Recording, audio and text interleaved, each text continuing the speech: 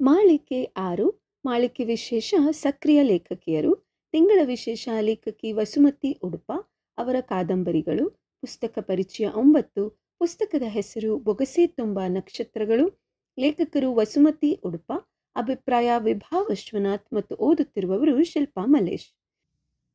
ಮನುಷ್ಯ ಸ್ವಭಾವದ ವೈವಿಧ್ಯಮಯ ಕಥೆಗಳನ್ನು ಮನಮುಟ್ಟುವ ರೀತಿಯಲ್ಲಿ ಕಟ್ಟಿಕೊಡುವವರಲ್ಲಿ ಮುಂಚೂಣಿಯಲ್ಲಿರುವ ವಸುಮತಿ ಉಡುಪಾರವರು ನನ್ನಿಷ್ಟದ ಲೇಖಕಿಯರಲ್ಲಿ ಒಬ್ಬರು. ಬೊಗಸೆ ತುಂಬ ನಕ್ಷತ್ರಗಳು ಎನ್ನುವ ಕಥಾ ಸಂಕಲನದಲ್ಲಿ ಕೌಟುಂಬಿಕ ಕಥೆಗಳ ಮೂಲಕ ಮನುಷ್ಯನ ವಿವಿಧ ಸ್ವಭಾವಗಳ ಅನಾವರಣಗಳಿವೆ.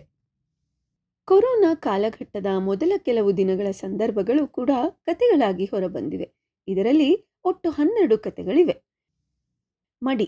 30 ವರ್ಷದ ಚಂಪಾಳಿಗೆ ಮದುವೆಯಾಗಿತ್ತು. ಈಗ ಗಂಡನಿರಲಿಲ್ಲ. ಹಾಗಾಗಿ ಅಣ್ಣನ ಮನೆಯಲ್ಲಿ ಅವಳ ವಾಸ. ಅಣ್ಣನಾದರೂ ಅವಳನ್ನು ಎಷ್ಟು ದಿನ ಸುಮ್ಮನೆ ಸಾಕಿಯಾನೋ, ಹಾಗಾಗಿ ಮತ್ತೊಬ್ಬರ ಮನೆಯಲ್ಲಿ ಕೆಲಸಕ್ಕೆ ಸೇರುವುದು ಅವಳಿಗೆ ಅನಿವಾರ್ಯ. ಹಾಸಿಗೆ ಹಿಡಿದ ಮನೆಯ ಹಿರಿಜೀವವನ್ನು ನೋಡಿಕೊಳ್ಳಬೇಕಾದುದೇ ಅವಳ ಕೆಲಸ. ಆದರೆ ಮಡಿ ಎನ್ನುತ್ತಾ ಜೀವನ ಸಾಗಿಸುತ್ತಿದ್ದವರಿಗೆ ಅವಳ ಆ 3 ದಿನಗಳಲ್ಲಿ ಕೆಲಸಕ್ಕೆ ರಜೆ. ಅಪರಿಚಿತ ಜನಗಳು, ಅಭ್ಯಾಸವಿಲ್ಲದ ಕೆಲಸ ಚಂಪಾಳಿಗೆ ದಿನನಿತ್ಯದ ಹೊಕ್ಕು ಬಳಕೆಯಂತೆಯೇ ಆಗಿ ಹೋಯಿತು. ಅವಳು ತನ್ನ ನಿಷ್ಠೆಯನ್ನು ಎಂದಿಗೂ ಕಡಿಮೆ ಮಾಡಲಿಲ್ಲ. ಹಿರಿಜೀವವನ್ನು ನೋಡಿಕೊಂಡು ಉಳಿದ ವೇಳೆಯಲ್ಲಿ ಮನೆಯ ಉಳಿದ ಕೆಲಸಗಳನ್ನು ಮಾಡಿಕೊಡುತ್ತೇನೆ, ಅದಕ್ಕಾಗಿ ಅಣ್ಣನಿಗೆ ನೀಡುವ ಬದಲು ಆ ಹಣವನ್ನು ನನಗೇ ನೀಡಿ ಎಂದಳು. ಆದರೆ ಒಂದು ದಿನ ಆ ಹಣ ತೆಗೆದುಕೊಂಡು ಅಣ್ಣನೊಡನೆ ಹೋದ ಅವಳು ಮಡಿಯಿಂದ ಬೇಸತ್ತಿದ್ದಳು ಎನ್ನುವಷ್ಟರಲ್ಲಿ ಕತೆ ಬೇರೆಯದ್ದೇ ತಿರುವು ಪಡೆಯುತ್ತದೆ.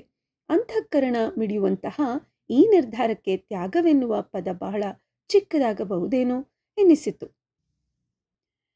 ಗುಮಾನಿ. ಕೊರೋನಾ ಕಾಲಘಟ್ಟದಲ್ಲಿ ಎಷ್ಟೋ ಜನ ಪಟ್ಟಣದಿಂದ ಅಲ್ಲಿಗೆ ವಲಸೆ ಬಂದರು. ಕಾರಣ ಪಟ್ಟಣದಲ್ಲಿಯೂ ಕೆಲಸವಿರಲಿಲ್ಲ.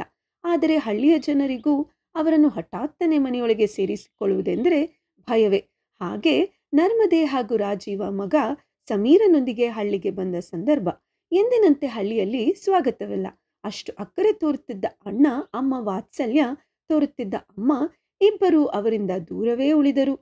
2 ವಾರ ಅವರು ಕಳೆದ ಆ ದಿನಗಳು ಹೇಗಿತ್ತು? ಒಂದು ಗುಮಾನಿ ತಂದಿಟ್ಟ ಭವಣೆಗಳ ಕಥೆ ಇದು. ದಾಳಿ. ಗೋವಿಂದಯ್ಯ ಹಾಗೂ ಗಿರಿಜಮ್ಮ ದಂಪತಿಗಳಿಗೆ 4 ಜನ ಹೆಣ್ಣು ಮಕ್ಕಳು. ಮೊದಲನೆಯವಳು ಭಾಗ್ಯಲಕ್ಷ್ಮಿ, ಕೊನೆಯವಳು ವನಿತಾ. ಭಾಗ್ಯಲಕ್ಷ್ಮಿಗೆ ಹಲವಾರು ಆಸೆಗಳಿದ್ದರೂ ಅಪ್ಪ ತೀರಿ ಹೋಗಿದ್ದರಿಂದ ಆ ಕೆಲಸ ಅವಳಿಗೆ ಸಿಕ್ಕಿ ಶಾಲೆಯಲ್ಲಿ ಶಿಕ್ಷಕಿಯಾಗಿ ಕೆಲಸ ಮಾಡುತ್ತಿದ್ದಳು. ಅಮ್ಮನು ಹೋದ ನಂತರ ಬೆನ್ನಿಗೆ ಬಿದ್ದ 2 ತಂಗಿಯರ ಮದುವೆಯನ್ನು ಮಾಡಿದಳು. ಈಗ ಕೊನೆಯ ತಂಗಿ ವನಿತಾ ಮಾತ್ರ ಅವಿವಾಹಿತೆ. ಅವಳಿಗೂ ಭಾಗ್ಯಲಕ್ಷ್ಮಿಗೂ 13 ವರ್ಷಗಳ ವ್ಯತ್ಯಾಸ. ಉಳಿದಿಬ್ಬರು ತಂಗಿಯರಂತೆ ಈಕೆಗೆ ಯಾವುದೋ ಒಂದು ವರನನ್ನು ಹುಡುಕಿಯಾದರೂ ವಿವಾಹ ಮಾಡಲಿಲ್ಲ. ವಯಸ್ಸು ಹಾಗೂ ಬೇರೆಯ ಕಣ್ಣುಗಳು ದಾಳಿ ಮಾಡುತ್ತಿದ್ದವು. ಇದೆಲ್ಲದರಿಂದ ತಪ್ಪಿಸಿಕೊಳ್ಳುವಳೆ ವನಿತಾ. ಓದಿ ನೋಡಿ. ಭಾಗ್ಯಲಕ್ಷ್ಮಿಯ ಹಾಗೂ ವನಿತಾಳ ಮನದ ಯೋಚನೆಗಳು ಅವರವರದ್ದೇ ರೀತಿಯಲ್ಲಿ ವ್ಯಕ್ತವಾಗಿವೆ. ಮೋಹ. ಪ್ರೀತಿಗೂ ಮೋಹಕ್ಕೂ ಅದೆಷ್ಟು ವ್ಯತ್ಯಾಸ ಅಲ್ಲವಾ? ಈ ಕಥಾ ಸಂಕಲನದಲ್ಲಿ ವಿಭಿನ್ನವೆನಿಸಿದ ಕಥೆ ಇದು. ವೇಣು ಮಾಧವ ಹಾಗೂ ಕಿರಣ್ಮಯಿ ಇದ್ದು ಅನುರೂಪದ ದಾಂಪತ್ಯ. ಹೆಂಡತಿ ಹೇಳಿದಕ್ಕೆಲ್ಲ ಒಂದು ಮಾತೂ ಇಲ್ಲವೆನ್ನದೆ ಬದುಕುತ್ತಿದ್ದಂತಹ ಪತಿ. ಪ್ರೀತಿಸಿ ಹಿರಿಯರ ಆಶೀರ್ವಾದದೊಂದಿಗೆ ಮದುವೆಯಾಗಿದ್ದ ಜೋಡಿ. ಆದರೆ ವೇಣು ಮಾಧವ ಅಕಾಲ ಮೃತ್ಯುವಿಗೆ ಒಳಗಾದ. ಆದರೆ ಹಿರಣ್ಮಯಿಯ ಪಾಲಿಗೆ ಅವನ ಪ್ರೇಮ ಪಾಶ ಮುಗಿದಿರಲಿಲ್ಲ. ಇದು ಮೋಹವೋ ಪ್ರೀತಿಯೋ? ನೀವೇ ನಿರ್ಧರಿಸಿ. ನಂಜಾಗಿ ಕಾಡಿತ್ತು ಮಾತು. ಒಂದು ಮಾತು ಒಂದು ಸಂಬಂಧವನ್ನೇ ಎಷ್ಟು ಬೇಗ ಇಲ್ಲವಾಗಿಸಿ ಬಿಡುತ್ತದೆ. ನಾಗರಾಜ ಹಾಗೂ ಸೀತೆಯರಿಗೆ 2 ಮಕ್ಕಳು. ಚಿಕ್ಕ ಮಗನ ಕಾರಣದಿಂದಾಗಿ ನಾಗರಾಜ ತನ್ನ ಸ್ವಂತ ತಂಗಿಯಂತೆ ಭಾವಿಸುತ್ತಿದ್ದ ಚಿಕ್ಕಪ್ಪನ ಮಗಳಾದ ಅಮೃತಳಿಗೂ ಮನಸ್ತಾಪವಾಗಿತ್ತು.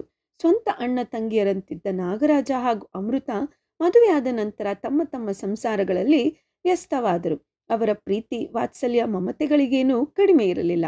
ಮದುವೆಯಾಗಿ 10 ವರ್ಷವಾದರೂ ಇನ್ನೂ ಮಕ್ಕಳಾಗದಿದ್ದ ಅಮೃತ ತನ್ನ ಅಣ್ಣನನ್ನು ಅತ್ತಿಗೆ 2ನೇ ಮಗುವಿನ ಗರ್ಭಿಣಿಯಾಗಿದ್ದಾಗ ಆ ಮಗುವನ್ನು ತನಗೆ ನೀಡುವಂತೆ ಕೇಳಿದಳು. ಆಕೆ ಆತನನ್ನು ಚೆನ್ನಾಗಿ ಬೆಳೆಸುವಳು ಎಂಬ ನಂಬಿಕೆ ಇದ್ದರೂ ಎಷ್ಟೇ ಆತ್ಮೀಯರಾದರೂ ಕರುಳು ಕುಡಿಯನ್ನು ದೂರ ಮಾಡಿಕೊಳ್ಳುವಷ್ಟು ಕಟುಕಳಾಗಿರಲಿಲ್ಲ ಸೀತಾ. ಆಗ ಬಂದ ಮಾತು ತಪ್ಪಿದ ಮಾತು. ಆ ಸಂಬಂಧವನ್ನೇ ನಂಜು ಮಾಡಿ ಬಿಟ್ಟಿತು. ಆದರೆ ಮುಂದೆ ಆ ಸಂಬಂಧದ ಹಾದಿ ಏನಾಯಿತು? ನೀವೇ ಓದಿ. ಅನುರಕ್ತಿ. ಸುವರ್ಣರಿಗೆ 2 ಮಕ್ಕಳು. ಮೊದಲನೆಯ ಸೊಸೆ ಚಂಪಕ, 2ನೆಯವಳು ಕಸ್ತೂರಿ. 2 ಮಕ್ಕಳು ಅಮ್ಮ ಹೇಳಿದ ಮಾತನ್ನು ಮೀರದಿದ್ದರೂ ರಾಜೀವ ಕಸ್ತೂರಿಯನ್ನು ಮದುವೆಯಾಗುವ ವಿಚಾರದಲ್ಲಿ ಅಮ್ಮನ ಮಾತು ಮೀರಿದ್ದ.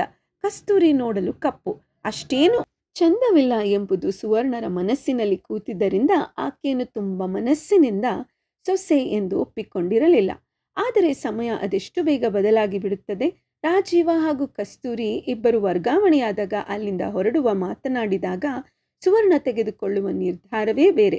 ರಾಜೀವ ಕಸ್ತೂರಿಯನ್ನು ಮದುವೆಯಾದುದೇಕೆ? ಸುವರ್ಣರ ನಿರ್ಧಾರವೇನಾಗಿತ್ತು?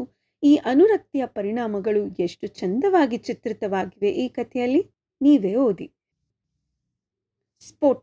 ದಂಪತಿಗಳ ನಡುವಿನ ಹೊಂದಾಣಿಕೆಯಲ್ಲಿ ಒಬ್ಬರ ಮುಖ ಅತ್ತ ಒಬ್ಬರ ಮುಖ ಇತ್ತ ಎಂದು ಕಾಲ ಹಾಕಿ ಕಳೆಯುವವರು, ಪತಿ ಅಥವಾ ಪತ್ನಿಯ ಪ್ರತಿ ಮಾತು ವರ್ತನೆಯಲ್ಲೂ ಹುಡುಕಿ ಕಾಲು ಕೆರೆದು ಜಗಳ ತಿಳಿಯುವವರು ಒಬ್ಬರಾದರೆ, ಅದನ್ನೆಲ್ಲ ಸಹಿಸುತ್ತಾ ಬಂದವರು ಮತ್ತೊಬ್ಬರು. ಆದರೆ ಒಳಗಿನ ಕಿಡಿಗಳು ಪುಟಗೊಳ್ಳುವುದಕ್ಕೆ ಎಷ್ಟು ಸಮಯ ಬೇಕು? ಒಳಗಿನ ಕಿಡಿಯೊಂದು ಸ್ಫೋಟವಾದರೆ ಅದರ ಕಿಚ್ಚಿಗೆ ಬೇಯುವವರು ಎಷ್ಟು ಜನ? ಅಂತಹದ್ದೇ ಕತೆ ಸ್ಫೋಟ. ಸುಮ್ಮನಿದ್ದ ಮಾತ್ರಕ್ಕೆ ಎಲ್ಲವನ್ನೂ ಸಹಿಸುವುದು ಅಸಾಧ್ಯ. ಹಾಗೆ ಸಹಿಸುತ್ತಾ ಒಮ್ಮೆಲೆ ಸ್ಫೋಟವಾಗುವ ಪರಿ ಈ ಕಥೆಯಲ್ಲಿದ್ದರೂ ಇದು ನಮ್ಮ ಸುತ್ತಮುತ್ತಲ ದಾಂಪತ್ಯದಲ್ಲೂ ಕಾಣಿಸಬಹುದು. ನೀವೇ ಓದಿ. ಸ್ತ್ರೀ ಶಾಪ. ವೆಂಕಟಪ್ಪ ತನಗೆ ಇನ್ನೂ ವಿವಾಹವಿಲ್ಲದೆ ಹಳ್ಳಿಗೆ ದುಡಿಯಲು ಬಂದಿದ್ದ. ಮನೆಯ ಯಜಮಾನ ಹಾಗೂ ಯಜಮಾನಿಯರು ಒಳ್ಳೆಯವರಂತೆಯೇ ಕಂಡರೂ ಯಜಮಾನಿ ಹಾಕಿದ ಊಟವನ್ನು ಗಡತ್ತಾಗಿ ಉಂಡು ಇನ್ನೇನು ಗಾಢ ನಿದ್ರೆಗೆ ಹೋಗುವ ಸಂದರ್ಭದಲ್ಲಿ ಕೇಳಿದ ಮಾತು ಹಾಗೂ ಸ್ತ್ರೀ ಶಾಪದ ಕುರಿತ ಘಟನೆ ಆತನನ್ನು ಮನೆಯಲ್ಲಿ ಇರುವಂತೆ ಮಾಡಿತೆ, ಅಥವಾ ಹಿಂದಿನವರಂತೆಯೇ ಆತನೂ ಆ ಮನೆ ಬಿಟ್ಟು ಹೋಗುತ್ತಾನೆಯೇ?